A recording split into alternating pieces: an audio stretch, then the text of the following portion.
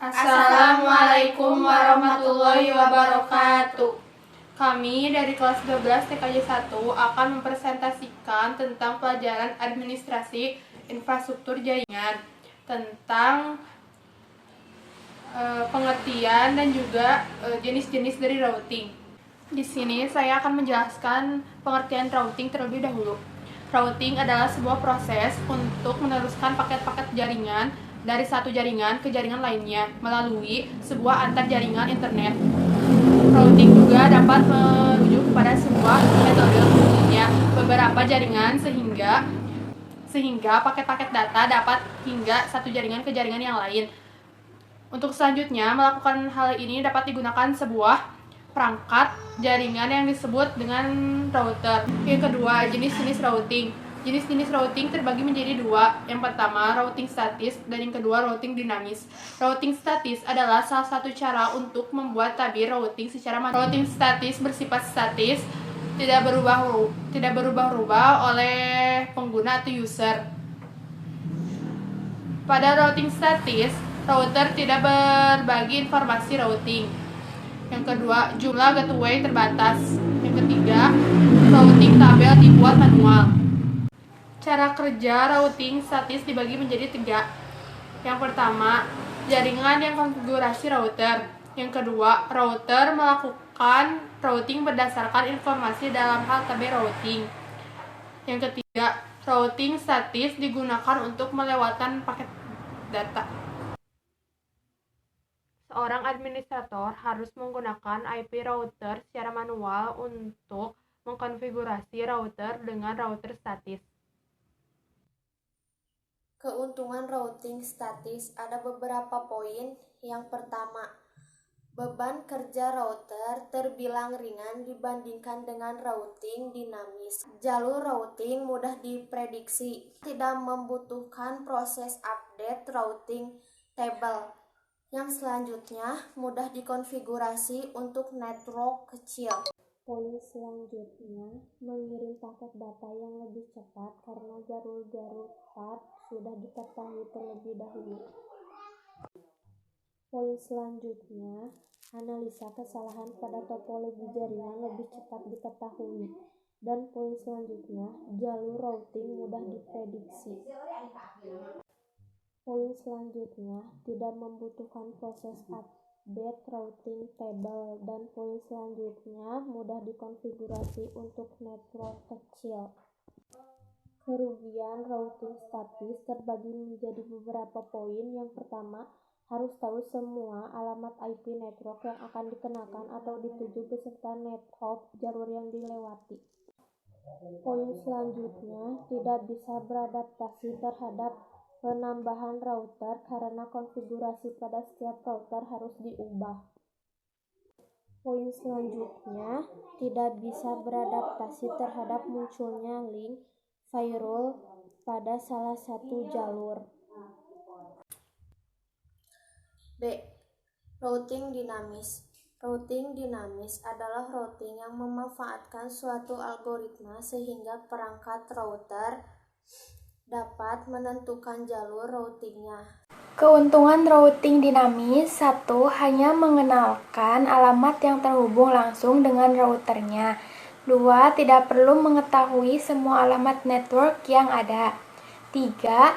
Bila terjadi penambahan suatu network baru, tidak perlu semua operator mengkonfigurasi, hanya router-router yang berkaitan. 4.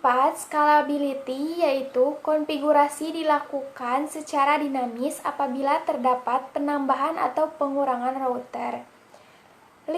Adaptability, yaitu rute dapat berubah secara adaptif terhadap adanya link failure.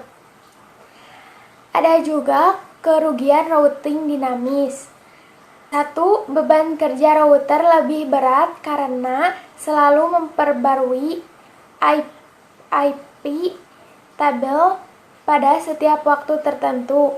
2. Kecepatan pengenalan dan kelengkapan IP table terbilang lama karena router membroadcast ke semua router sampai ada yang cocok. Sehingga setelah konfigurasi harus menunggu beberapa saat agar setiap router mendapat semua alamat IP yang ada. 3. Kompleksitas algoritma routing meningkat.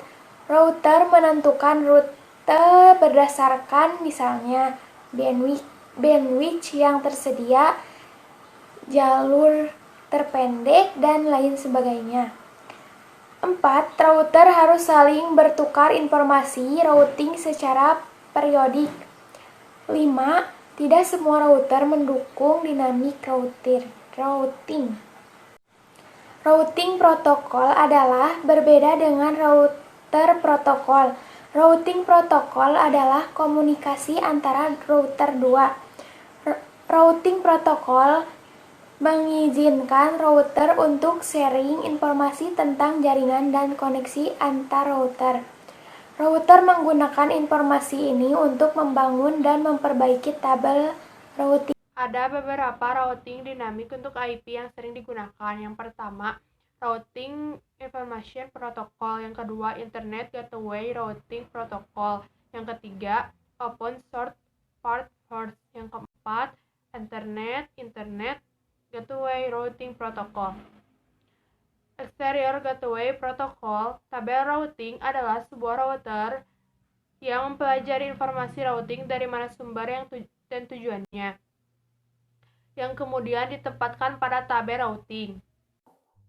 Isi dari tabel routing adalah sebagai berikut menjadi beberapa poin, yaitu poin ke-1 destination address, localhost, localnet, local IP.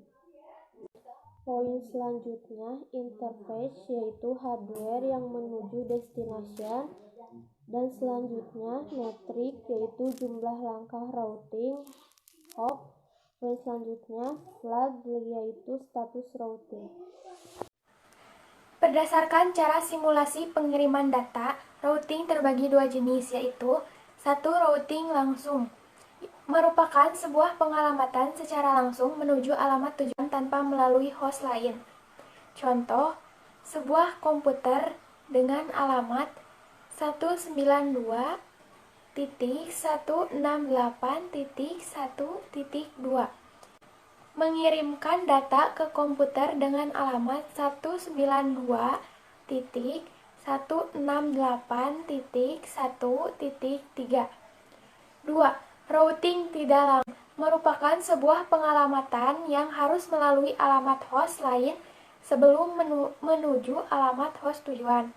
Contoh, komputer dengan alamat 192.168.1.2 mengirim data ke komputer dengan alamat 192.168.1.3. Akan tetapi data dikirim terlebih dahulu melalui host dengan alamat 192.168.1.5, kemudian dilanjutkan ke alamat host tujuan. Tentang